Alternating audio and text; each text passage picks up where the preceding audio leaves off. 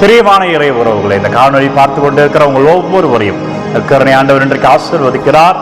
இறை கிருபையிலே ஆண்டவர் ஆசீர்வாதத்திலே மகிழ்ச்சியாய் வாழ்வீர்கள். உறவுகளே, நிகழ்காலத்தை சரியாக பயன்படுத்தினால் எதிர்காலம் நம்மை மகிழ்ச்சியாய் வரவேற்கும் என்பார்.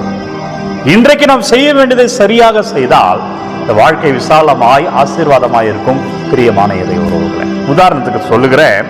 இன்றைக்கு இறைவார்த்தை யோவான் நற்செய்தி 11வது அதிகாரம் 38 மற்றும் 39வது இறைவார்த்தை எடுத்து வாசிங்க. யோவான் நற்செய்தி அதிகாரம் 11 இறைவார்த்தை 38 33.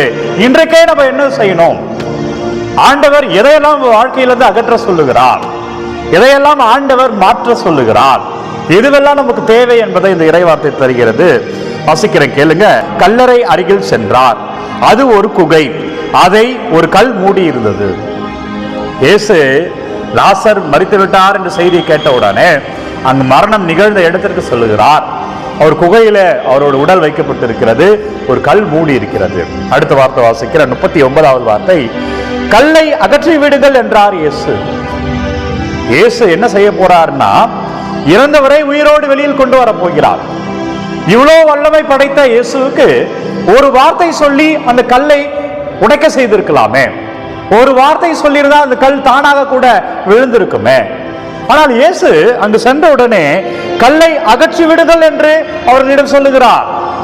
நண்பர்களே, இதை நான் எப்படி பார்க்கிறேன் என்றால், நமது வாழ்க்கையிலும் சில தருணங்களில் சிலவற்றை நம்ம தான் அகற்றணும், சில தடைகளை நம்ம தான் எடுத்து போடணும், சில உறவுகளை நம்ம விட்டு விட்டு வரணும், சில மனிதர்களிடம் இருந்து சில தருணங்கள் விலகி இருக்கணும்.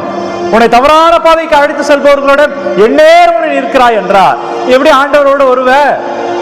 உன்னை கோயிலுக்கு போக முடியாத, கோவிலுக்கு போகிற நேரங்கள் எல்லாம் உன்னை இழுக்கிற உறவுகளில நீ அதிகமாக இருக்கிறாய் என்றார். கோவிலில் இருக்கிற ஆசீர்வாதத்தை எப்படி பெற்றுக்கொள்வ?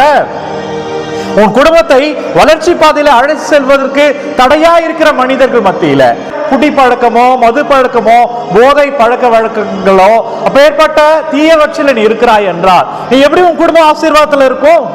எனவே நம்ம வாழ்க்கையில் ஆண்டவர் முடிவை நீ எடு அப்படின்னு சொல்றார். நீ என் முன்னாடி வா, நான் உன்னை ஆசீர்வதிக்கன்னு சொல்கிறார். நீ முயற்சி எடுத்து என் முன்னாடி நில்லு, நான் உன்னை தொடுகிறேன் என்கிறார். நீ தைரியமா முயற்சி எடுத்து உன் வேலையில போய் நில், நான் ஆசீர்வதிக்கிறேன் என்று சொல்லுகிறார். நீ என்னை நம்பி அந்த இடத்துல போய் நில்லு, நான் அந்த இடத்துல உன்னை உயர்த்துகிறேன்னு சொல்லுகிறார். உன் வாழ்க்கையில நல்ல முடிவுகளை, தைரியமான முடிவுகளை நீ எடுத்து நில், நான் உனக்கு பக்கபலமாக இருக்கிறேன்னு சொல்லுகிறார். அந்த கல்லு போலதான் சில தடைகள் நம்ம வாழ்க்கையில இருக்கும். நம்ம தான் தடைகளை எடுக்கணும். நம்ம செய்ய வேண்டியதை செய்தோம் என்றால் இறைவன் செய்ய வேண்டியதை அபரிவிதமாய் செய்வார். அதுதான் இந்த இறைவார்த்தையில பார்க்கிறேன். லாசருக்கு உயிர் கொடுக்க போகிறார். இறந்தவருக்கு உயிர் கொடுப்பது என்பது மிகப்பெரிய அதிசயம். அதை செய்ய போகிற இயேசுவுக்கு அந்த கல்லை புரட்டி போட தெரியாதா? ஒரு வார்த்தை சொல்லி அந்த கல்லை நகற்ற தெரியாதா? இறந்த மனிதரை லாசரே வெளியில் வா என்ற உடனே உயிரோடு வெளியில் வருகிற அந்த மனிதருக்கு அப்படி வர செய்கிற இயேசுவுக்கு அந்த கல்லை பார்த்து இரண்டாய் உடைந்து போய் என்று இயேசுக்கு சொல்ல தெரியாதா? ஆனால் ஆண்டவர் சில முயற்சிகளை நாம் எடுக்க வேண்டும் என்று சொல்லுகிறார். நம்ம வாழ்க்கையில, உங்க வாழ்க்கையில சில முயற்சிகளை நீங்க தான் எடுக்கணும். சில தேவையில்லாத உறவுகளை நீங்க விடணும், சில தேவையில்லாத பழக்க வழக்கங்களை விட வேண்டும், சில தேவையில்லாத செயல்பாடுகள் அது என்ன அப்படின்னு உங்களுக்கு தான் தெரியும். நீங்க அதை விடுகிற பொழுது வாழ்க்கை வெற்றியாய், இந்த வாழ்க்கை ஆசீர்வாதமாய், வாழ்க்கை மகிழ்ச்சியா இருக்கும். எனவே தேவையற்றவைகள்லாம் களையிறாப்பா, அவங்கள நம்பி வர ஆண்டவரை ஆசீர்வதிங்கன்னு கேளுங்க, ஆண்டவர் ஆசீர்வதிப்பார். எனவே இன்றே செயல்படுங்கள், தேவையற்றவைகளை களையுங்கள், ஆண்டவர் முன்பாக சரணகதியா மாறுவோம், வல்லமையை நம்ம பார்ப்போம். செபிப்போம். அப்பா நன்றி, வல்லவரே நல்லவரே நன்றி. அப்பா ஆசீர்வதிப்பீராக. இதோ வெள்ளிக்கிழமை இறுதி ஆண்டவரே, ஒரு வல்லமையில ஒவ்வொரு பிள்ளைகளும் வாழ்வாருக்காக.